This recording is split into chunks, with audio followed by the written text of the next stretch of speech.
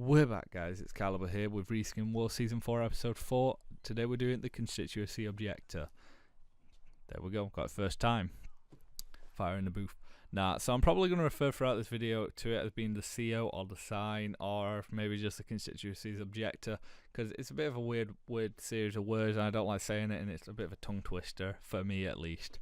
So let's get right into this. So the weapon is an all-class weapon, but it can't be used by NG or Spy. That'll be simple. I might have to point out first it is a melee weapon, and the reason it won't be usable by Spy and NG is because NG needs to have a line of code done for the weapon to be usable with hitting buildings, to actually function on buildings, and Spy has to have a full set of like backstabs to work and backstab animations.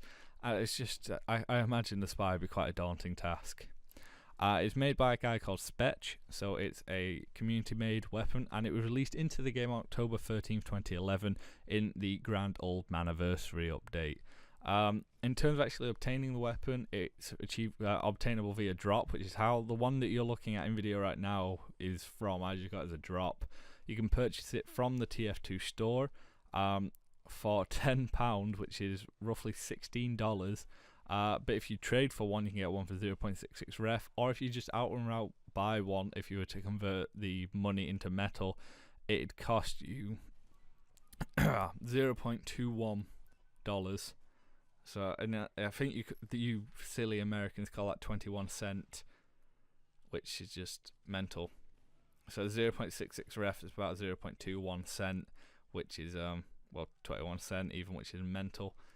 Super cheap. Don't buy it from Valve, please don't. And you can also craft the weapon, and you can also use a collector's kit to get a different version of the weapon. It's also a weapon that has a description on it, which I find is really cool. I prefer weapons and hats with descriptions, not even custom ones. I'm going on about the ones that Valve give them, because it shows more care to the item. You know, it's not just oh yeah, click, put that in the next update because we can't be asked doing anything about it, kind of thing. You know, it shows that they actually thought about what they were putting in the game, and it's quite nice. Some of them are quite funny. The description for this particular weapon is called "We gave peace a chance, it didn't work." I should say that's what it's said, not what it's called, but you know, little grammar Nazi over here. It's available in two formats. You can get it unique and you can get it in collectors, and that's it for forms. There's no strange version, whereas all the normal stock weapons all have strange variants, but this weapon doesn't. Now, in terms of this weapon versus the stock, well, the stock, I'm not going to run through the stock. Everyone knows what stock is. It's the melee weapon you're given when you start the game. Everyone has it. You can have different variants of it if you want, but everyone has access to the stock. This is an add-on to make it look slightly cooler. So what can this do? Well, boom. It can have custom decals on it. Now, there's two items in TF2 that can have custom decals. One's a button set, which are hideous and unnoticeable, and the second one's this sign. You can upload custom images that you've chosen to be used as an image on this sign, and it actually looks like a proper sign. It's really cool. Sometimes these images have been really cool, sometimes they've been very gross, sometimes they're very inappropriate, but most of the time people are just having fun with them, and it is quite fun.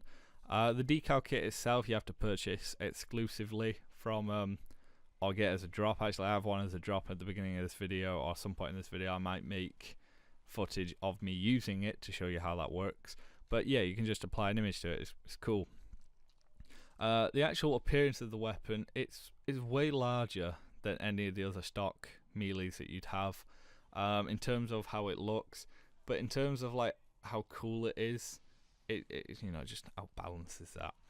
It's one of the older, wacky, no pun intended, melee weapons that we have, and you know, it kind of kick-started this whole trend of Valve just making melee weapon reskins without very much thought, which is a shame.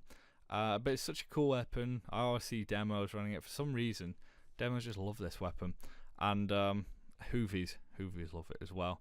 And it's just such a wacky weapon, especially with the custom decals and all that. It just adds character, you know. Character's everything in this game, you know. If you're not into your character building, then TF2 isn't the game for you, my son. That's kind of it, though. The weapon wins. It just, there's nothing cooler than the sign. I'm gonna just call it the sign. I'm not giving it the full name. So for this episode of Reskin Wars Season 4, Episode 4, Reskin wins.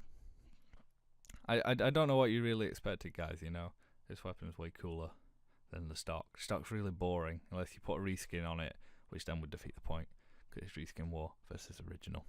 So yeah, I've been Caliber. Please rate, comment, subscribe. I'll see you guys in the next one. Adios.